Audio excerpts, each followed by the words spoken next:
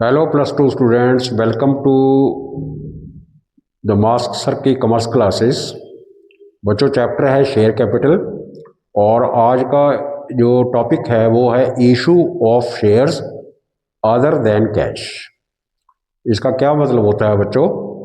Issue of shares other than cash का मतलब ये है बच्चों कि कई बार कंपनी असेट्स को परचेज करती है।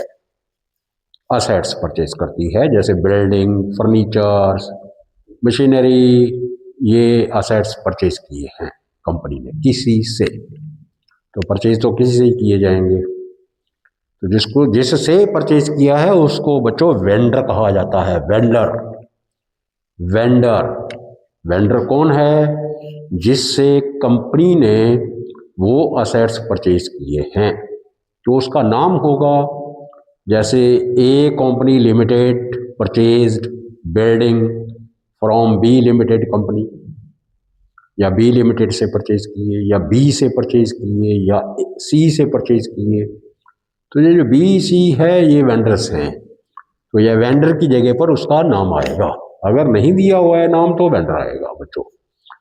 तो टॉपिक क्या था बच्चों? टॉपिक ये था कि जब कंपनी किसी वेंडर से असेट्स परचेज करती है तो बदले में कंपनी क्या करती है, उसको शेयर इशू करती है। कुछ पैसा कैश भी दे सकती है, लेकिन मैक्सिमम शेयर्स उसको इशू कर देती है। तब ये जर्नल एंट्री पास की जाती है बच्चों। ये आपको शॉर्ट क्वेश्चन के अंदर आ सकता है, सब शॉर्ट क्वेश्चन के अंदर तो आना चाहिए बच्चों। उम्मीद है मेरे को ये क्वेश्चन जरूर आएगा। तो ये एंट्री आप जरा सीखिए। तो जब आप असेट्स परचेज करती है कंपनी, सोचिए जैसे building, furniture, stock, machinery purchase किया है कंपनी ने, तो फिर सन्ड्री असेट्स अकाउंट डेबिट, यानी building account debit, furniture account debit, machinery account debit, जितनी भी वैल्यूज है वो डालकर उसको प्लस कर देना है टू वेंडर्स अकाउंट। वेंडर कौन है बच्चों? आपको पता चल गया, जिससे कंपनी ने ये वाले असेट्स परचेज किए हैं। ये तो पहली एंट्री तो डालनी है आपने, परचेज की एंट्री वो डाल ली, परचेज कर ली है उसने। तो उसके लिए आपने अकाउंट खोलना है, बिल्डिंग अकाउंट, फर्नीचर, जो भी उसने परचेज किया है उसको डेबिट करके टू वेंडर्स अकाउंट के अंदर ये इस ट्रांजैक्शन की ये जर्नल एंट्री डाल देनी है। अब जब कंपनी उस वेंडर को शेयर इशू करेगी या कुछ पैसा कैश देगी, तो जाहिर है बच्चों, या मान लो कि वेंडर से 3 लाख रुपए के सन्ड्री असेट्स परचेज किए हैं कंपनी ने, 3 लाख रुपए के। तो हम यहां 3 लाख रुपीज डाल देते हैं। ये 3 लाख रुपीज बच्चों, ये बिल्डिंग वगैरह वगैरह सब मिला के 3 लाख रुपये बनता है और वो वेंडर के अकाउंट के अंदर डाल दिए। अब ये वेंडर को 3 लाख रुपए का उसने कुछ कैश दिया और कुछ के शेयर इशू कर दिए। तो फिर वेंडर्स अकाउंट को अगली एंट्री के अंदर डेबिट करेंगे बच्चों, यहां 3 लाख रुपीज आ जाएगा। और टू बैंक अकाउंट अगर कुछ पैसा कैश दिया है तो यहां पर उसने कैश दिया है 80,000 रुपीज, तो ये 80,000 रुपीज आ जाएगा टू बैंक में, 80,000। और बाकी का पैसा शेयर कैपिटल में आएगा। बाकी का पैसा कितना? 2,20,000 रुपए के 100 ईच के शेयर इशू कर दिए उसने। 2,20,000 के 2,20,000 के equity shares of ₹100 each issue कर दिए। तो यहां बच्चों आएगा 2,20,000 रुपए। ये सम एंड हो जाएगा यहां पर। लेकिन कंपनी कई बार प्रीमियम पर शेयर इशू करती है, ये तो आपको पता है। मान लो उसने 100 वाला शेयर एट ₹10 ईच प्रीमियम पर इशू किया है, तब क्या करोगे बच्चों? तो तब क्या करना है बच्चों? देखिए, 2,20,000 को डिवाइड करना है बच्चों 110 से। ये 110 कहां से आया? 100 रुपए का शेयर है बच्चों और 10 रुपए प्रीमियम है, प्लस करके डिवाइड करना है, नंबर ऑफ शेयर्स आ जाएंगे। तो नंबर ऑफ शेयर्स आए बच्चों 2000, ये आए बच्चों 2000 शेयर्स। तो फिर अमाउंट क्या आएगी बच्चों, 2000 इंटू 100 जितने का शेयर है, 2000 इंटू 100 2 लाख रुपीज़ तो कैपिटल में आएगा। और प्रीमियम कितने का है बच्चों, 10 रुपीज़ का, तो 2000 इंटू 10 20,000 रुपीज़ सिक्योरिटी प्रीमियम में आएगा।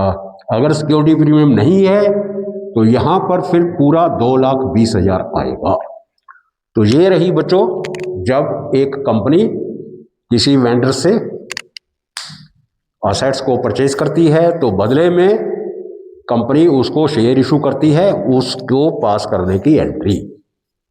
तो पहली एंट्री ये रही, sundry assets account debit to vendors account, और दूसरी एंट्री वेंडर्स अकाउंट को डेबिट करना है टू बैंक अकाउंट, अगर कुछ पैसा कैश दिया है, टू शेयर कैपिटल जितने के शेयर इशू किए हैं, टू सिक्योरिटी प्रीमियम अगर वो शेयर सिक्योरिटी प्रीमियम पर इशू किया गया है तो। हेलो स्टूडेंट्स, बढ़ते हैं आगे। टॉपिक वही है बच्चों, issue of shares other than cash. और इससे पहले वाली एंट्री में आपने किया था कि परचेज, जब कोई कंपनी असेट्स परचेज करती है और बदले में शेयर इशू करती है। अब है बच्चों परचेज कंसिडरेशन। पहले आप समझिए परचेज कंसिडरेशन क्या होता है। परचेज कंसिडरेशन का मतलब ये होता है बच्चों कि जब कोई कंपनी एक रनिंग बिजनेस परचेज करती है, एक चले चलाए बिजनेस को जब वो परचेज करती है तो उस चले चलाए बिजनेस में पूरे असेट्स होते हैं और लायबिलिटीज होती हैं। वो सारा का सारा business as it is buy करती है, उसमें असेट्स भी होते हैं, उसमें लायबिलिटीज भी होती हैं। एक लंप सम अमाउंट जिससे वो परचेज करता है बिजनेस, कंपनी जिससे वो परचेज करती है, एक लंप सम अमाउंट उसको दी जाती है और सारा बिजनेस उसका टेक ओवर कर लिया जाता है। तो मान लो एक कंपनी ने ये परचेज कंसिडरेशन लिया है, यानी ये रनिंग बिजनेस परचेज किया है, उसमें कुछ असेट्स भी हैं और कुछ लायबिलिटीज भी हैं और वेंडर को एक लंप सम अमाउंट दी गई है। तो हम देखते हैं बच्चों इसमें हम क्या करना है हमको और क्या करना चाहिए हमको। बिल्डिंग अकाउंट है बच्चों, जो उसने बाई उस परचेज कंसिडरेशन के अंदर एक बिल्डिंग है जिसकी वैल्यू है बच्चों 1 लाख रुपए, स्टॉक है जिसकी वैल्यू है 50,000 रुपीज़, फर्नीचर है जिसकी वैल्यू है 30,000 रुपीज़ और मशीनरी है जिसकी वैल्यू है 1,20,000 और क्रेडिटर्स हैं बच्चों लायबिलिटी 70,000 की और वेंडर को उसने देना किया है, यानी वेंडर से एक लंप सम अमाउंट 2,50,000 के अंदर वो उसने बिजनेस परचेज किया है। तो टू वेंडर्स अकाउंट 2,50,000 इतनी अमाउंट डालने के बाद हमें कुछ आगे फर्दर देखना है बच्चों। हम क्या करेंगे, असेट साइड का टोटल करेंगे, लायबिलिटी साइड का टोटल करेंगे, दोनों में अगर डिफरेंस है तो वो डिफरेंस निकालेंगे। तो जैसे यहाँ इधर डेबिट साइड का टोटल बच्चों बैठता है 3 लाख रुपए और इधर क्रेडिट साइड का टोटल यानी लायबिलिटी साइड का टोटल है 3,20,000 रुपये, यानी लायबिलिटी साइड का टोटल ज़्यादा है 3,20,000 रुपये और असेट्स का टोटल कम है 3 लाख रुपये। डिफरेंस कितना है बच्चों, 20,000। अगर लायबिलिटी साइड ज़्यादा है, असेट साइड कम है, तो जितनी डिफरेंस अमाउंट है वो आएगी बच्चों गुडविल। तो आप डालोगे goodwill account, goodwill account debit ₹20,000 से।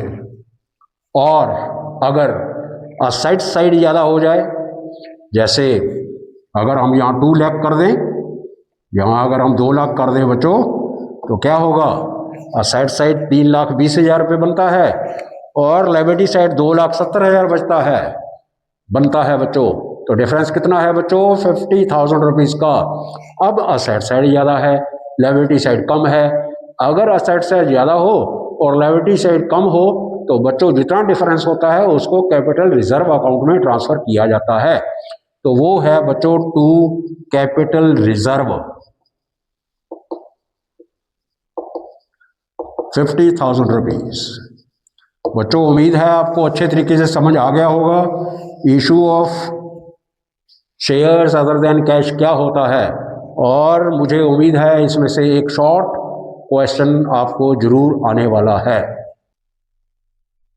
बच्चों बढ़ते हैं आगे। ये सम है और सारी वही पुरानी चीज़ें हैं। बच्चों इसमें आप आज एक और नई चीज़ सीखोगे और उम्मीद है कि वो आपको समझ में आएगी और आपके लिए बहुत ही इजी हो जाएगा। तो ये सम है बच्चों कि एक कंपनी ने 50,000 शेयर इशू किए हैं और ये शेयर की फेस वैल्यू ₹20 है और वो शेयर ₹2 प्रीमियम के ऊपर इशू किया गया है और 80,000 एप्लीकेशंस कंपनी ने रिसीव की हैं, यानी पब्लिक ने 80,000 शेयर्स के लिए सब्सक्रिप्शन दी है, अप्लाई किया है और कंपनी ने कोई रिजेक्ट नहीं किया है शेयर और 80,000 को 50,000 शेयर्स ऑन प्रोराटा बेसिस के ऊपर अलॉट कर दिए गए हैं कंपनी के द्वारा। और एक शेयर होल्डर है जिसने 800 शेयर बच्चों अप्लाई किए थे, 800 शेयर अप्लाई किए थे और उस शेयर होल्डर ने अलॉटमेंट मनी और कॉल पे नहीं की है। और कंपनी ने क्या किया है फिर, आपको मालूम है कि कंपनी ने उसके शेयर्स को फॉरफिट कर लिया है और फॉरफिट करके उन शेयर्स को री इशू कर दिया है एट ₹16 फुली पेड अप। तो आपको फुली पेड अप का मतलब पता होना चाहिए और री इशू किया है, अब री इशू की एंट्री डलेगी और फॉरफिचर की एंट्री तो आपको आती ही है। तो फुली पेड अप का मतलब ये होता है बच्चों कि जितना कॉल्ड अप अमाउंट है शेयर का, कॉल्ड अप अमाउंट कितना है बच्चों, ₹20 और फर्स्ट कॉल के बाद ही शेयर फॉरफिट हुए हैं तो कॉल्ड अप अमाउंट ₹20 बनता है। तो फुली पेड अप का मतलब ये है कि कंपनी ने 20 वाला शेयर, जितनी उसकी फेस वैल्यू थी, 20 वाला शेयर ₹16 में इशू किया है। इसका मतलब ये है कि कंपनी को ₹4 का लॉस हुआ है। तो बच्चों इसको करेंगे सम को फटाफट, क्योंकि अब आपको बहुत कुछ आता है। रजिस्टर निकालिए, उसको नोट करिए और इसको फटाफट करिए। इस वीडियो के अंदर यही सम है। इससे अगली वाली जो वीडियो है वो इस चैप्टर की बच्चों लास्ट वीडियो होगी, उसमें मैं आपका सारा कुछ कवर करने की कोशिश करूंगा और आपको किसी किस्म की कोई प्रॉब्लम इस चैप्टर में अब नहीं आएगी। तो चलिए बच्चों, आपको मालूम है पहली एंट्री बैंक की डलती है। इससे पहले हम वर्किंग बना के बच्चों, जैसे पहले सम के अंदर हमने किया था, कॉल एरियर्स निकाल लेते हैं। उस बंदे का, जिस बंदे ने अलॉटमेंट मनी नहीं पे की है, क्योंकि अलॉटमेंट के अंदर ही पैसा एडजस्ट हुआ है। तो बच्चों फटाफट 80,000 एप्लीकेशंस हैं आपको मालूम है और 50,000 शेयर इशूड हैं और रेशो बचती है बच्चों 8:5 की और वहाँ पर अप्लाइड शेयर्स हैं 800 और ये अप्लाइड के नीचे अप्लाइड, यहाँ x 8x is equal to हो गया बच्चों ₹4,000 और x इज इक्वल टू बच्चों हो गया 4,000 divided by 8 is equal to 500। इसका मतलब उसको नंबर ऑफ शेयर्स जो अलॉट हुए थे बच्चों वो है 500 और उसने अप्लाई कितने किए थे बच्चों, 800। तो इसका मतलब उसकी एप्लीकेशन मनी 800 शेयर की थी, लेकिन उसको शेयर कितने मिले, 500। इसका मतलब उसका 300 शेयर का जो पैसा है एक्सेस, वो कहाँ गया, वो अलॉटमेंट के अंदर गया। तो अलॉटमेंट के अंदर उसका पैसा कुछ है और अलॉटमेंट ही उसने नहीं दी है, इसका मतलब बैलेंस नहीं दिया है। तो वो बैलेंस हमको फाइंड करना है बच्चों। तो आपको मालूम होना चाहिए 800 इंटू 4, क्योंकि एप्लीकेशन मनी ₹4 की है बच्चों, 3200 उसने दिया है कंपनी को और कंपनी के पास उसके बनते हैं 500 into 4 ₹2,000।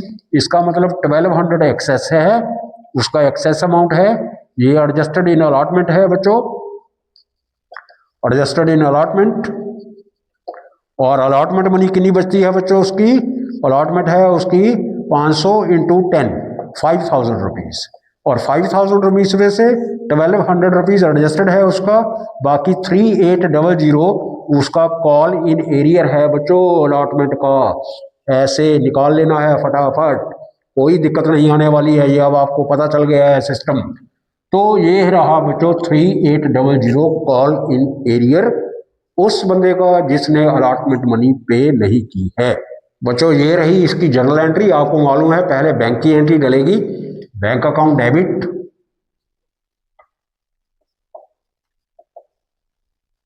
To share application account. बच्चों पहली एंट्री के अंदर आपको पहले भी बताया है मैंने उतने पैसे आने चाहिए जितने कंपनी ने एप्लीकेशन रिसीव की हैं। तो यहाँ पर एप्लीकेशन रिसीव्ड है बच्चों 80,000 और एप्लीकेशन अमाउंट जो है पर शेयर की वो है ₹4। 80,000 into 4 3,20,000 rupees.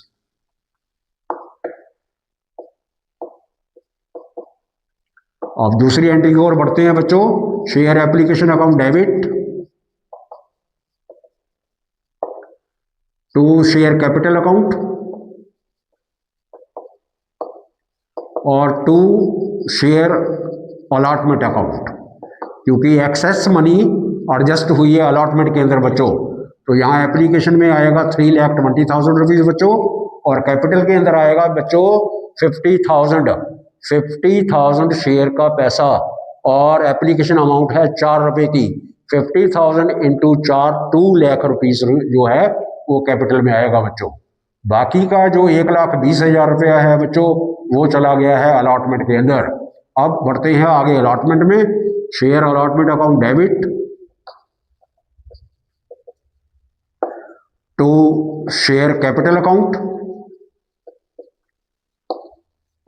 To security premium account, security premium reserve account, क्योंकि सिक्योरिटी प्रीमियम भी है बच्चों इसके साथ। तो अलॉटमेंट कितने की है बच्चों? ₹10 की है। 50,000 इंटू 10 5 लाख रुपीज अलॉटमेंट में आएगा बच्चों और ₹2 का प्रीमियम है। 50,000 into 2 1 lakh rupees security premium में आएगा बच्चों और बाकी की अमाउंट 4 लाख रुपया अलॉटमेंट के अंदर आएगी बच्चों। अब डालेंगे बच्चों बैंक की entry. Bank account debit to share, नहीं बच्चों, बैंक अकाउंट डेबिट और कॉल इन एरियर है अलॉटमेंट के साथ 3800। तो आपको मालूम है बैंक की एंट्री के साथ कॉल इन एरियर डाला जाता है, डेबिट किया जाता है। Call in arrear account debit to share allotment account. अब अमाउंट देखेंगे इसमें। आपने अलॉटमेंट को पहले क्रेडिट कर रखा है 1,20,000 से और डेबिट कर रखा है 5 लाख से। इसका डिफरेंस निकला बच्चों 3,80,000 रुपीज। तो ये डिफरेंस डालना है यहाँ पर, पूरा 5 लाख नहीं डाल देना है यहाँ पर। पहले भी समझाया हुआ है आपको। ये जो कंपनी के पास पहले पैसे आए हुए हैं ये माइनस कर लेने हैं इसमें से। 3,80,000 रुपीज इसमें आएगा बच्चों। उसमें से 3,800 जो है वो कॉल इन एरियर है। अब 3,80,000 में से 3,800 माइनस करेंगे तो ये आ जाएगा बच्चों 3,76,200 रुपये। ये है amount received on allotment.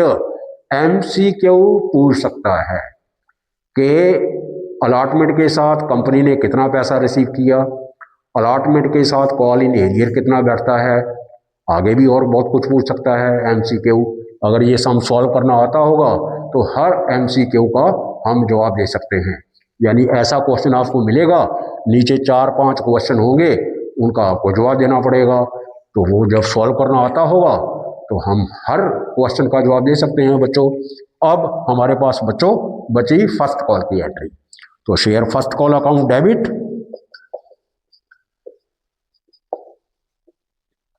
To share capital account. तो बच्चों अलॉटमेंट फर्स्ट कॉल है ₹8 की। 50,000 इंटू 8 4 लाख रुपीज इसमें आएगा बच्चों। और अब डालेंगे बैंक की entry. Bank account debit call in arrears account debit, क्योंकि इसने कॉल भी पे नहीं की है, जिसने अलॉटमेंट पे नहीं किया उसने कॉल भी पे नहीं किया है। To share first call account. बच्चों यहाँ तो आएगा 4 लाख रुपया। आप देखते हैं उसने कितना नहीं दिया है। 500 शेयर हैं उसके पास। अप्लाई तो उसने 800 किए थे बच्चों, लेकिन आपने वर्किंग में निकाला है कि उसको शेयर अलॉट हुए थे 500 और 500 इंटू 8 4,000 रुपया उसने पे नहीं किया है। तो कॉल इन एरियर्स के अंदर 4,000 रुपया आएगा बच्चों। इस 4 लाख में से ये 4,000 माइनस करके 3,76,000 रुपीज बच्चों आएगा बैंक के अंदर। तो ये रही बच्चों आपकी फर्स्ट कॉल तक की एंट्री। अब इसके बाद डाली जाएगी बच्चों फॉरफीचर की एंट्री। और फॉरफीचर की एंट्री इससे पहले वाले क्वेश्चन के अंदर आपको समझाई गई है और इसको आप पास करेंगे आपको और क्लियर हो जाएगा। लेंगे फॉरफीचर की एंट्री, वो उसमें आपको मालूम है कि अभी तक हमने शेयर कैपिटल अकाउंट को क्रेडिट किया है, लेकिन फॉरफीचर की एंट्री के अंदर बच्चों फॉरफीचर की एंट्री के अंदर शेयर कैपिटल अकाउंट को डेबिट किया जाता है। और आपको ये भी मालूम है कि अलॉटमेंट के साथ सिक्योरिटी प्रीमियम भी है और उस शेयर होल्डर ने अलॉटमेंट मनी भी पे नहीं किया है, तो इसका मतलब ये है कि सिक्योरिटी प्रीमियम रिजर्व अकाउंट को भी डेबिट किया जाएगा। तो क्या एंट्री बनती है बच्चों? Share capital account debit. Security premium reserve account भी debit to call in arrears account और टू शेयर फॉरफिटेड अकाउंट। ये फॉरफिटेड अकाउंट के अंदर वो पैसा जाएगा जो उस शेयर होल्डर ने कंपनी को पे किया हुआ है, वो पैसा इसके अंदर जाएगा, कंपनी उस पैसे को जब्त कर लेगी। तो अब यहाँ अमाउंट का देखना है हमको सिस्टम बच्चों। शेयर कैपिटल के अंदर कितना पैसा डलेगा? फर्स्ट कॉल के बाद शेयर फॉरफिट किया गया है, फर्स्ट कॉल तक देखना है आपको कॉल्ड अप अमाउंट कितना है कंपनी के द्वारा। कॉल्ड अप अमाउंट पूरी 20 रुपीज़ है बच्चों। अगर यही शेयर अलॉटमेंट के बाद फॉरफिट किए होते तो अलॉटमेंट तक जितनी कॉल्ड अप अमाउंट बैठती है 4 रुपये एप्लीकेशन की और 8 रुपये अलॉटमेंट की, 12 रुपये कॉल्ड अप अमाउंट होती बच्चों। अब क्योंकि फर्स्ट कॉल के बाद शेयर फॉरफिट किया गया है तो फर्स्ट कॉल के बाद फर्स्ट कॉल तक तो कॉल्ड अप अमाउंट ₹20 बनती है बच्चों। तो इसलिए शेयर कैपिटल के अंदर ₹20 आएंगे और ₹2 का सिक्योरिटी प्रीमियम है तो सिक्योरिटी प्रीमियम में तो ₹2 ही आएंगे। तो 500 शेयर्स हैं बच्चों जो शेयर फॉरफिट किए गए हैं, 500 इंटू 20 10,000 रुपया और 500 इंटू 2 1,000 रुपया बच्चों। अब कॉल इन एरियर्स ये बैठता है बच्चों 100 रुपीज सॉरी। तो 11,000 रुपीज़ आया है डेबिट साइड का टोटल और क्रेडिट साइड में है बच्चों 7,800 और अमाउंट बैठती है 3,200 जो शेयर फॉरफिट अकाउंट के अंदर ट्रांसफर की गई है। तो अब हम इसको चेक भी कर सकते हैं बच्चों, उस शेयर होल्डर ने कितने शेयर अप्लाई किए थे बच्चों? 800 और उसने दिया क्या था? सिर्फ एप्लीकेशन, अलॉटमेंट तो दी नहीं। तो एप्लीकेशन कितने की है बच्चों? 4 रुपये की। 800 शेयर अप्लाई किए थे, 800 इंटू 4 कितना होता है बच्चों? 3,200। ये पैसे उसने कंपनी को दिए थे और कंपनी ने वो पैसे उसके फॉरफिट कर लिए हैं। वो अमाउंट वैसे हमने 3,200 निकाली है और इधर भी बच्चों कितनी है? 3,200। तो इसका मतलब जो हमने सम किया है उसको कोई गलत नहीं कर सकता है, बिल्कुल करेक्ट सम किया जा रहा है। अब अगली एंट्री देखते हैं बच्चों। ये फॉरफिचर की एंट्री तो हो गई। अब किए गए हैं शेयर री इशू, तो री इशू की एंट्री पास करेंगे बच्चों। री इशू तो एंट्री वही है बच्चों, क्योंकि कंपनी के पास तो पैसा आया है, बैंक अकाउंट डेबिट करेंगे और जो डिस्काउंट पर दिया है यानी जो लॉस हुआ है कंपनी का 4 रुपये, उसको शेयर फॉरफिटेड अकाउंट के अंदर डालेंगे, उसको डेबिट करेंगे। अब बैंक अकाउंट को डेबिट, शेयर फॉरफिटेड अकाउंट को debit to share capital account, ये है री इशू की एंट्री। बैंक अकाउंट डेबिट बच्चों, share forfeited account debit to share capital account. और फुली पेड का मतलब जितनी कार्ड अप अमाउंट है ₹20 उतने वाला शेयर 16 में री इशू किया गया है। तो कैपिटल के अंदर कितना आने वाला है बच्चों? 20 रुपये आने वाला है, यानी ये अमाउंट 10,000 रुपये। और कितने का इशू किया है? 16 का। 16 इंटू 500 8,000 रुपीज़ बैठा, तो बच्चों 2,000 रुपीज़ लॉस हो गया है। ये कंपनी को लॉस हुआ है, ये कंपनी को प्रॉफिट हुआ है। 32 रुपये उसके पास आया है और 2,000 चला गया, तो कितना बचा बच्चा? 1,200 रुपया बचा उसके पास। तो इसको ट्रांसफर करना है कैपिटल रिजर्व में। तो अब ये जो एंट्री पास करने जा रहे हैं बच्चों हम, लास्ट एंट्री है, इसके बाद और कोई एंट्री नहीं बचेगी। तो अब हम एंट्री डालेंगे कैपिटल रिजर्व की। शेयर फॉरफिट को डेबिट किया है 2000 से, क्रेडिट किया है 3200 से। इसका मतलब डेबिट कम किया है आपने 1200 से, तो डेबिट और कर दो 1200 से। Share forfeited account debit to capital reserve 1200 रुपये। ये रही बच्चों कैपिटल रिजर्व की एंट्री, ये रही रीइशू की एंट्री, और ये रही फॉरफिचर की एंट्री। अब आपको क्लियर हो जाना चाहिए। ये कैपिटल रिजर्व बड़ी आसानी से निकाली है हमने, क्योंकि पूरे के पूरे शेयर रीइशू किए गए हैं। कंपनी चाहे तो पार्टली शेयर भी रीइशू कर सकती है, यानी 500 में से 200 शेयर रीइशू कर सकती है, 300 कर सकती है। तब क्या करेंगे, ये सब क्वेश्चन का जवाब आपको अगली वीडियो के अंदर मिलने वाला है। और छोटे छोटे फॉरफिचर के सम और भी कोई प्रॉब्लम्स, और जैसे पार्टली शेयर रीइशू किया जाता है तो कैपिटल रिजर्व कैसे होगा, और सारे केसेस अब अगली आने वाली वीडियो, लास्ट वीडियो में आपको करवाया जाएगा बच्चों। उसको ध्यान से करना है। तो बच्चों वीडियो को लाइक, सब्सक्राइब, शेयर जरूर करें बच्चों, और मिलते हैं हम अगली वीडियो के अंदर एक नए टॉपिक के साथ। तब तक के लिए बच्चों जय हिंद, जय भारत।